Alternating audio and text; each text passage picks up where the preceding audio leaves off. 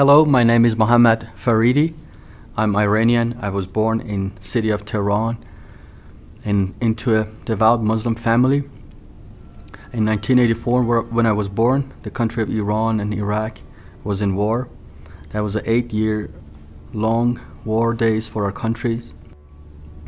Many of Muslims willingly gave their life up for the cause of jihad, to defend Islam or advance it.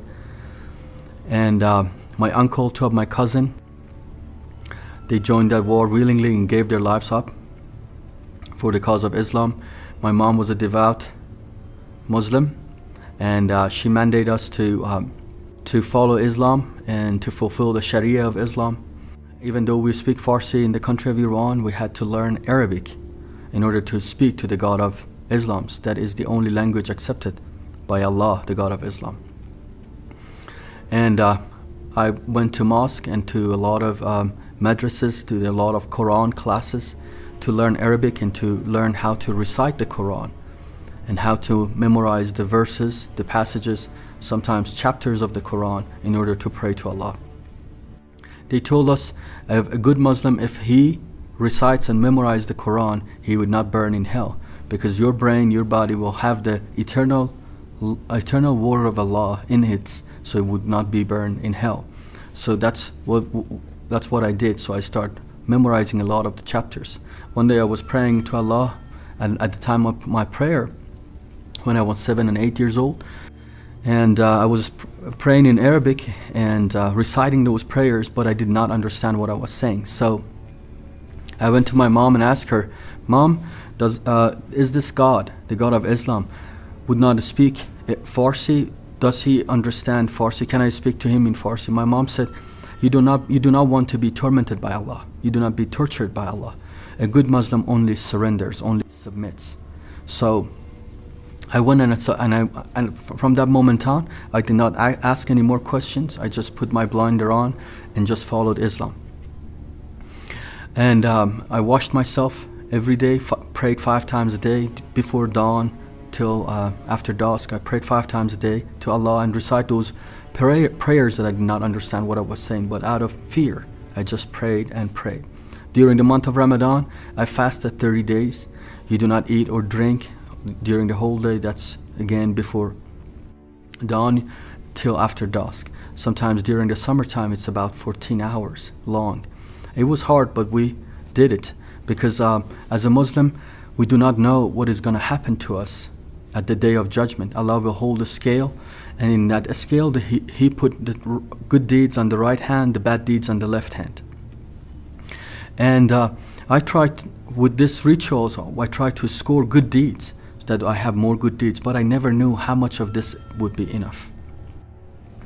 And as Shia Muslim, we mourn ritually in anniversary of the death of our imams. The men get together in a room, they dim the light, someone recites a eulogy, provokes the crowd to beat themselves, weep and cry. That's how we're gaining points and how we self-punish ourselves, that maybe one of these imams intercede for us at the day of judgment. But we are not assured of this, but this is not a guarantee. So we beat ourselves on our chest. We beat so much ourselves in our chest that we bruise and we bled. We beat ourselves with chains on our back and with swords into our head. And we shed our own blood. And this way of sanctification, this is the way of sacrificing ourselves and shedding our blood to score points in order that we may be granted the Jannah, the paradise of Islam at the end. But you don't know. One day I was in a shrine in the city of Mashhad, and I was praying, but my prayers weren't answered. I went to this Muslim scholar and I asked him, "Sir, how much more of this do I need? Why my prayers are not answered?" And he told me, "Son, you're not worthy enough. You need to do more." And I asked him, "How much more?" He said, "That's up to Allah. We do not know." After I finished high school, I joined the Revolutionary Army of Iran. At age 19, they took the devout Muslim soldiers to join us to a movement that was called Path of Light. During this time, they took us to the war zone between the two countries of Iran and Iraq, and there in the place that tens of thousands of Iranians gave their life up willingly in jihad to defend Islam, to defend their country and advance Islam. There I reunited my spirit with the spirit of martyrdom, and also to fight the fear of death, to fight the fear of dying for Allah. They put us in empty tombs and grave during night. It was pitch dark and it was very quiet, and it put us in those empty tombs for us to fight that fear. It was a scary moment, but that's how they prepared us for the ultimate cause and the ultimate sacrifice for Islam. When I left the army, I had one dream, that I get the opportunity to fight for Islam and die in jihad. And Allah may will for me that our country fight against Israel or America, that I can join that war. I remember during the month of Muharram, one of those months that we go and beat ourselves and self-punish ourselves 9 days in a row.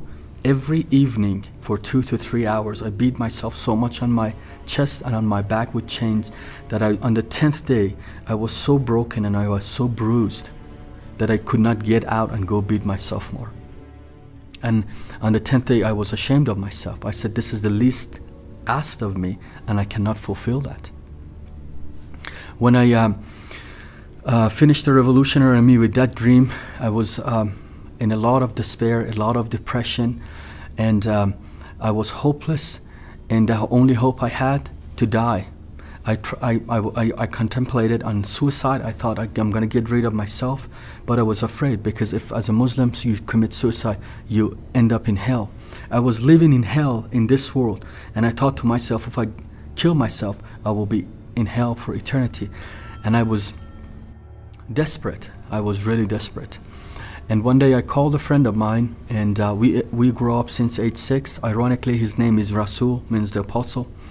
And that day he came to me, and we talked about how is his life doing, what is he doing. And I felt something is really different about him. He was so calm, so peaceful. And I asked him, Rasul, what is going on with you? What is happening to you? And he told me that he became a Christian. And when he told me that, I said, what is that? Can you become a Christian? That was the first time I was hearing about Christianity without bad-mouthing it, or without saying that it's corrupted and it's altered, that it's bad thing. And he was telling me about the love of God. He was telling me about Jesus and the miracles happen in their life, and the things that happen into their lives, the miracles and the good things. And we talked about 2 hours. Many of those stuff I didn't even hear him. It was going over my head. And we argued and we discussed, and I tried to counter his arguments and the things what he was telling me. The God I was talking to him about, it was an unknown God. I did not know what I was talking. I was just echoing what I learned from my parents, from my grandparents, and from what I learned in mosque, and I was echoing that. But the God that he was talking about, it was like a friend of him. He knew what he was talking about. After about 2 hours of conversation, he was kind of wore out and said, look, you asked, I told you. And this is the last thing I'm going to tell you. Jesus, he was beaten, he was bruised, he was crucified, his blood was shed, and he died for your sin that you have everlasting life. When he told me that sentence, he said, God so loved you that he has given his only begotten Son for you and for your sin, that you have everlasting love, that you have eternal life. When he told me that, every lie that Islam till that moment was telling me was exposed in front of my eyes. I was beating myself, I was bruising myself, I was cutting myself, I was shedding my own blood, and ultimately I was going to become the sacrifice for Islam. He told me it was all done in what Jesus has done for you. When he told me that, this message pierced my heart, and I fell down on my knees, and out of desperation, I asked him to pray for me. I said, I want that. I want that. And he prayed for me, and when I opened my eyes, everything in the world got a new color. Everything that was a shade of gray, everything was black. It got colors. I could see colors. I could smell. Something within me came alive. There was something in me that always bothered me. It was always restless. for the first time in my life, came to the peace, came to calm. And I told him what has happened. He said, Jesus has came to my life. I did not understand what he said and what is the meaning of that, but I was enjoying the moment, because for the first time as a Muslim, I felt peace in my life. As the conversation ended, but he told me he has to go. As I was walking home, I was thinking to myself, if Jesus has died for me, why nobody has told me? If somebody has done a great thing for you, why they kept it away? Why they are not telling me that? Probably there's something wrong, or this guy is telling me a lie. So I went on a journey of finding out about if this actually happened to me. So a couple weeks later, me and him, we went to visit a church. And as soon as I walked through the gates to go to the sanctuary, I had an encounter with the God of this universe. Something like a cloud came around me and gave me a hug. And within myself, 2 times I heard, "You're home, you're home." It was so tangible. I looked around myself. I said, what has happened to me? I could not feel my weight. I was so weightless. I was so peaceful. And the church services started, and they start clapping hands and celebrating and rejoicing and playing music. It was really strange to me. It was really odd. For the first time, I was in a ceremony that the people did not mourn, weep and cry and beat themselves and cut themselves and bruise themselves. They were actually clapping hands and rejoicing. They were having a hope that it was missing in Islam, and that was the hope that they knew after they died what's going to happen to them. When we Muslims, we did not know about that. We did not know what is going to happen to that. So we mourned and wept, and we were afraid of the future. But the Christians, they knew what is going to happen to them, so they were rejoicing. There was a hope about resurrection that they had, that we didn't have. All of our imams, all of our prophets died, and they stayed dead. But Jesus died, but he was resurrected in the 3rd day. So they had a hope that we were missing it in Islam. And after the church service, my friend out of his pocket bought me a New Testament in Farsi. He said, "This is the living word of God written for you and for my life." I said, "I don't understand what are you saying, but I want to know if Jesus has died for me." So I took the book home and I started reading it. And the more I read the Gospels, or the more I read it, the more I got connected to it. And I came to this verse in Matthew chapter 11, verse 28, 29, and 30. "Come to me who all labor, who are weary, and who are having heavy laden, and I will give you rest. Take my yoke upon you, for I am gentle, for I am humble." And I looked at the book. I said, how did you know I was weary? How did you know I was heavy laden? How did you know that? It's impossible. The book was talking to me, to my situation, like never before, like nothing else. I thought to myself, this cannot be right. Somebody has walking around writing this book about me and my situation. And I said, there is something wrong. Something is going on. And I thought I've been manipulated. I think I've been controlled. And when the next time I went to the church, I looked at people's book to see if their Bibles is a personal Bible, or everybody has a personal Bible. And I looked in, but it was the same. And I asked him, is this verse talking to you like this? And they'd show me the other verse that talked to them. And when the next time I was in a church, this time a gentleman came and shared his testimony of how he was healed of cancer. And he was a Muslim. The doctors rejected him, and he was going home to die. They said, there's no hope for you. We cannot do anything for you. And this gentleman in the church was sharing his testimony that he was going home. He sees the cross over this church, and he comes in it, and there's some Christians in the yard, and he asked them, guys, can I give your God a try? I'm going to go die. So they gather around him.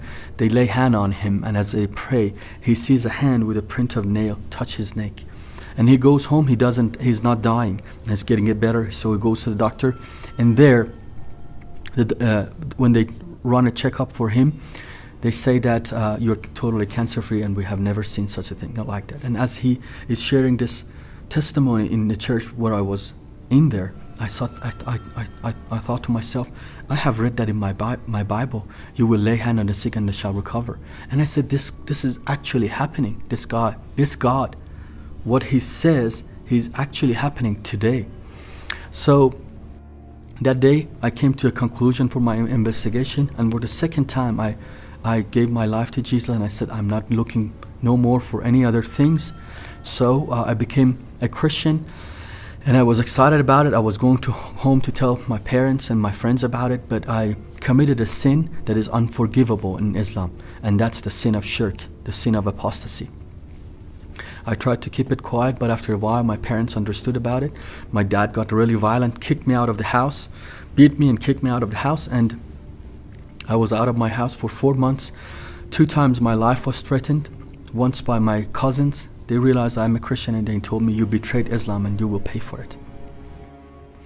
And I started working, when my dad cut the financial support, I started working for a taxi agency. I put my New Testament in dashboard. I drove my taxi in Tehran and different cities. And whoever of the passengers I had asked about, what is that book? What is it saying? I got the opportunity to share with them about Jesus. The owner of the taxi agency once came to me and told me, the people already have reported you, and if the government gets their hand on you, not that they only hurt you, they will hurt your family. I was afraid for my life, but I was much more afraid for my family's life, because they're still Muslim and they haven't do anything. It was all on me. So I tried to, the taxi agency owner tried to protect me, so he fired me. And I thought to myself, I may need to go to a different city from Tehran. I may go to Isfahan, maybe to Shiraz. But this is in 2008 and 9. And the government at that time put the underground church to a national security. The government passed a law and said the Christians are stealing the Muslim soldiers out of the army of Islam, and we have to abolish the Christian and underground movement of church in Iran. So they put tremendous pressure under the church, onto the church and underground church, and many of the friends I had, many believers, they were arrested. They were going to jails. And when I called them, and maybe their parents or somebody answered the phone, they said, please don't come around here. We have enough problems on our own. So at that time, I decided to leave the country. So I left everything behind, my family, my friends, all of my belongings. I left them behind, took a duffel bag with a little amount of money. I bought a bus ticket from the country of Iran to Turkey. And I moved I left Iran, and I escaped Iran, and I made it to Turkey. I was in Istanbul, Turkey. I was looking for a smuggler to be smuggled from Turkey to Greece, and from Greece I would be making it to the Western Europe.